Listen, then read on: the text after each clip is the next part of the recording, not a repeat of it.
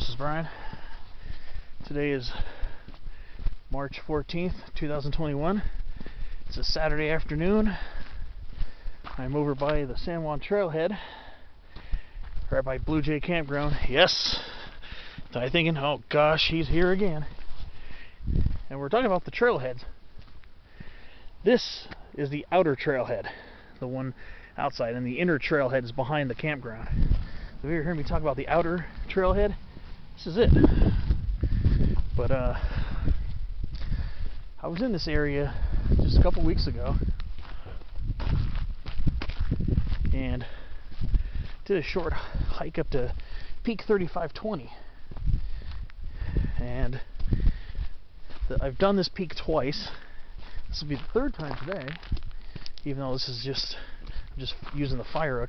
This is the fire road that I always talk about when I talk about that peak. When I finish up with the hike, I always go down this way to make a loop out of it. So this is what the fire road looks like. This is the actual fire road I keep talking about. The peak's just barely up there, just to the left of that. So I just wanted to get in a little something after work today. Since I go in at 4, I get off pretty early, so I have some time in the afternoon, and now that the daylight's getting longer and longer and longer, I'll be able to start doing after work hikes, because I'm off Sunday and Mondays, so maybe sometimes after work on a Saturday, like this week, I'm coming out to do just a quick little thing, just to get some fresh air. Oh, tomorrow's going to be daylight savings, so I'm probably not going to want to get up super early and bust out. So I figured I'd do a little something in the afternoon today. So yeah, this is what the fire road looks like. It's a very short little service road up to a little tower there. And then you got the peak just behind it. Very short, easy walk up here. Gaining maybe about 130, 140 feet of elevation. It's really nothing. But both ways, it came up a couple different ways to this peak.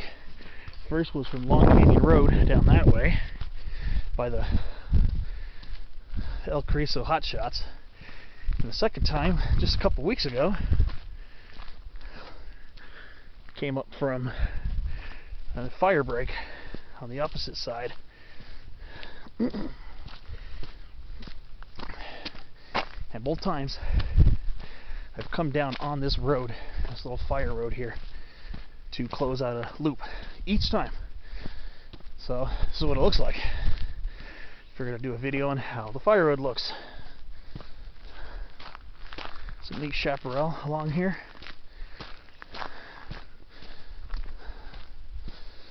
So now get to see what it looks like.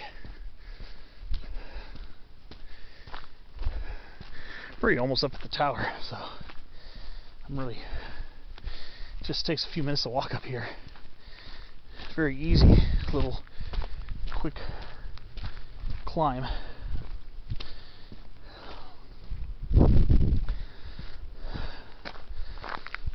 And spring's around the corner. You see Salvia mellifera, the black sage, getting ready to bloom. And we've had some cooler than average weather for the last several days.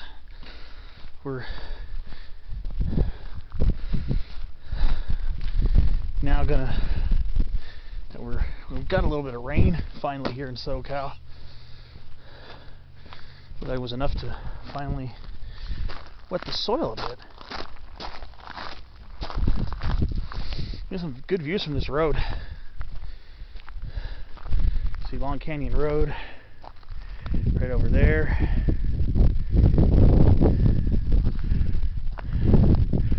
And there are the two Sugarloaves, Old Sugarloaf and Sugarloaf Peak. I pointed those out.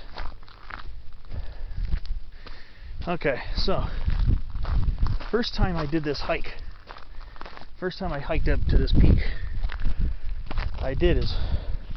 that's where the hot shots area is, over there, roughly over there. So I took a fire break that leads up really steeply, then it goes over this little hill, comes down here, comes right up here. This last pitch right here is really steep, but then I could have just followed the fire break continuing up really quickly to the peak, but then I came here and merged on the road and went this way and wound around the backside. So that's where I came from the first time, back in October 2019. That was an after work hike too. There's a Wrentit bird really nearby.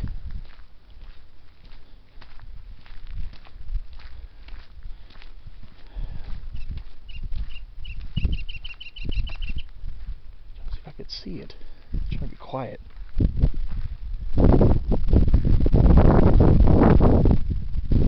These birds are usually pretty hard to spot.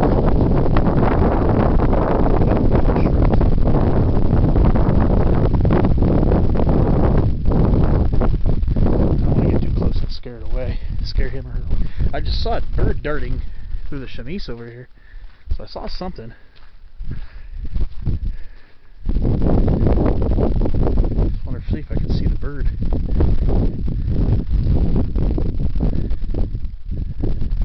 These birds are very well absconded. You see them. You're lucky if you see them. It's a pretty rare occasion.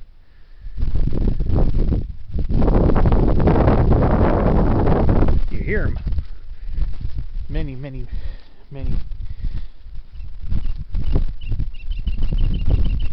They keep hearing it. I wonder if that's the same bird. They don't move very far.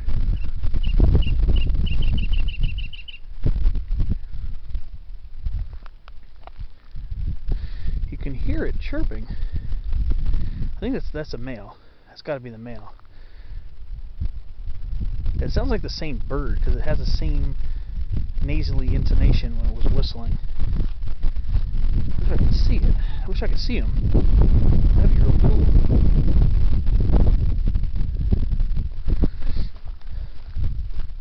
But I'm not gonna keep bugging the bird. It'd be nice to see one. I've seen them a couple of times. They're usually very well absconded in the chaparral. But I've also seen them, well, heard them as high as 7,000 feet up in the conifer forest too, especially where there are lots of shrubs around. So yeah, this is the little road I was talking about. This just leads up here to the tower, and the peak is behind there.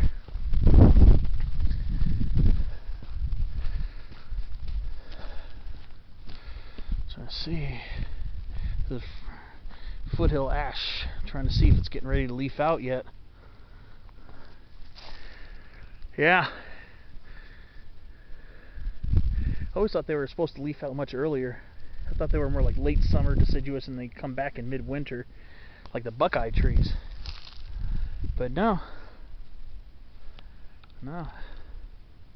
these ones actually are legit fully winter.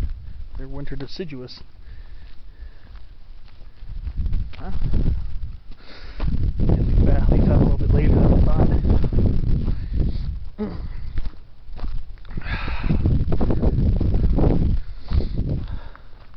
I think where I am now was probably 2 days ago. This area is probably getting light snow. So we had some low snow levels. I saw a patch, looked like a patch of ice on the side of the hill there for a minute.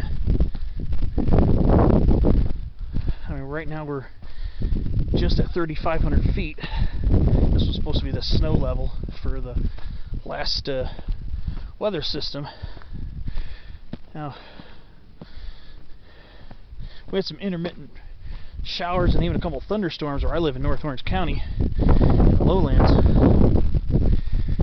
But yeah, I think they were more persistent here in the mountains. So yeah, I'm just about ready to peak. Not even stopped for about 2 minutes looking for a bird. It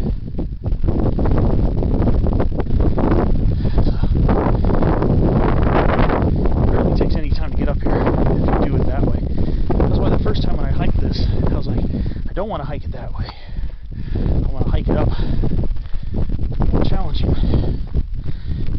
way. I was here almost 2 weeks ago, November 28th.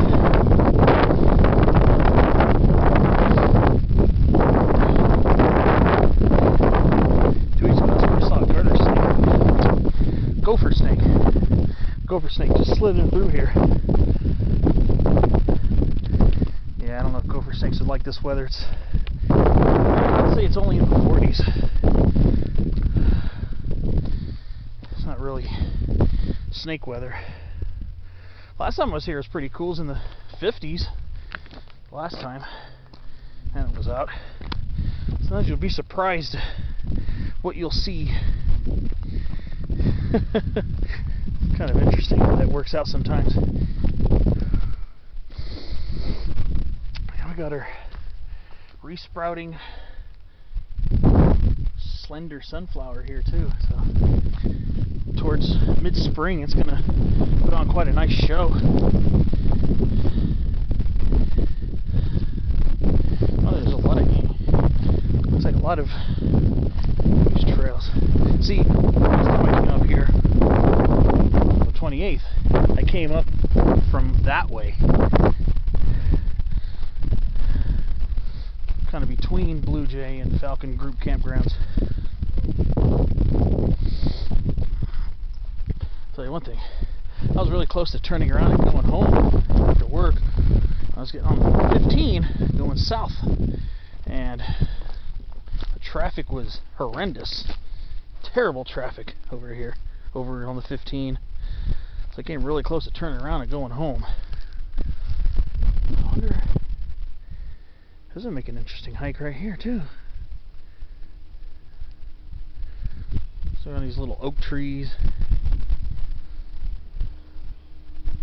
This is beautiful weather today. It's nice to be up here. Had not a really bad day at work, but I was busy as heck. I'll tell you. I was really busy, hustling and trying to get stuff done. I was debating whether I wanted to go home and relax like I normally do, or get out and go to some spot, you know, record some video. I might not be heading out tomorrow. I might be sleeping in a little bit. Kind of need that a little. So at least I'm getting a little fresh air today. So we're looking towards the San Mateo Canyon Wilderness. It's awesome. I like coming to these mountains because you get some really good perspectives on everything. Just beautiful views up here. Yeah, I like more towards Elsinore Peak. So I probably wouldn't expect to see any snow up there either, because I believe it would be pretty well melted by now. Let's see. Never been on Elsinore Peak where there's snow up there. I've been in Blue Jay Campground twice. I've seen snow at Blue Jay Campground twice, which is pretty neat. And there's Peak 3480. I did a hike up that on Valentine's Day. So other people were smooching and exchanging gifts. I treated myself to a hike here in the Santa Anas. Yeah. So I went up a fire break. That's Old Dominion Saddle right down there. You park there. You go up this really steep fire break here. Then you get to that false summit there. Then you dip down a little bit, and then it's just a pretty gentle walk up there. First time I did it was all chaparraled in. There was a use trail and there was a summit register. And the use trail, you could follow it. You just had a lot of shrubs at your chest and at your face. He had branches all over the place. Now, a lot of the fire break is you'll see evidence of it because you'll see a line of herbaceous plants with shrubs on both sides, recovering shrubs, burnt shrub stacks on both sides of it. So that's how you know where the fire break used to be. But the use trail itself kind of closes up with vegetation, kind of similar to this, but more herbaceous. Lots of monkey flower, lots of young black sage over there too. So, and of course shrub seedlings in their early stages of growth. So you get to see some pretty cool stuff. It's just a nice little peak I like to come up to and just chill. It feels good to be up here. It just feels good to just get the fresh air and just enjoy the fantastic Santa Ana Mountains. And of course, once you get over on the other side of Ortega, going up south, Main Divide, that's all the Elsinore mountain range over there, which is a part of the Santa Ana, a part of the greater Santa Ana range. And of course, way down south, you also have the Margarita Mountains towards San Diego County, which are, I believe, geologically attached here too. Alright, somebody actually driving up the dirt road to get up here. That's weird. For what? I don't know. But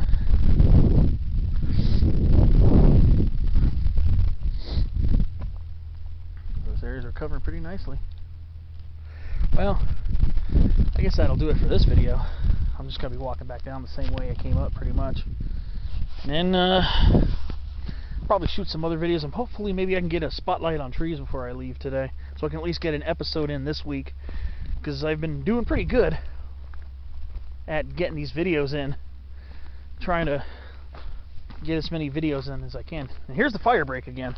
This will lead back down towards Los Pinos, or El Carrizo Hot Shots and the Los Pinos Conservation Camp, if you want to make about a 500-foot elevation gain hike out of that, which was actually a fun little hike.